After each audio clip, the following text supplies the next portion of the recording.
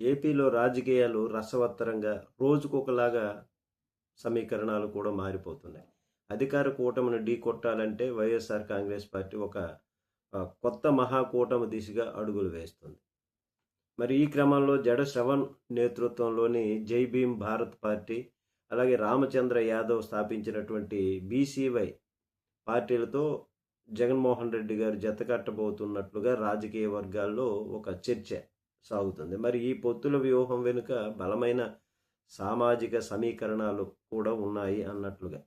మరి వైసీపీ నాయకత్వం ప్రధానంగా దళిత వెనుకబడిన తరగతుల ఓటు బ్యాంకును ఏకీకృతం చేయడమే లక్ష్యంగా పెట్టుకుంది. అయితే మరి గత ఎన్నికల్లో చీలిపోయినటువంటి ఓట్లను చేర్చడం ద్వారా విపక్ష కూటమి ఓటు షేర్ను దెబ్బతీయాలనేటటువంటి జగన్ భావిస్తున్నట్టుగా తెలుస్తుంది. మరి ఈ మహా కూటమిలో మజ్లిస్ వంటి పార్టీలను కూడా భాగస్వాములను చేసే దిశగా మంతనాలు సాగుతున్నాయి.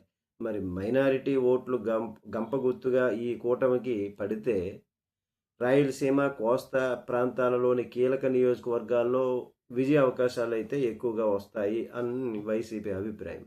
మరోవైపు కమ్యూనిస్టు పార్టీల తీరు ఆసక్తికరంగా మారింది. వారు పరిస్థితి ఏమీ కూడా తేల్చలేకపోయినటువంటిది. మరి ఇక్కడ జడశ్రవణు, రామచంద్ర యాదవ్ వంటి వారు ఇప్పటికే క్షేత్రస్థాయిలో దూకుడు పెంచడం, వైసీపీకి వారితో జత కట్టడం వలన కొంత కలిసి వస్తుంది అన్నటువంటి విధంగా భావిస్తున్నారు. రాష్ట్రంలో బలమైన టీడీపీ, జనసేన, బీజేపీ కూటమిని ఎదుర్కోవాలంటే చిన్న పార్టీలను కలుపుకోవడం వల్ల ఆయా సామాజిక వర్గాల్లో వచ్చేటటువంటి చిన్న మార్పు కూడా భారీ ప్రభావం చూపేటటువంటి అవకాశం ఉంది. ఎందుకంటే కొన్ని వందల ఓట్లలో, వేల ఓట్లలో పోయినటువంటి వాళ్ళు ఉన్నారు. 10 ఓట్లలో కూడా పోయినటువంటి వారు. ఆ విధంగా కలిసి వస్తుంది కూడా.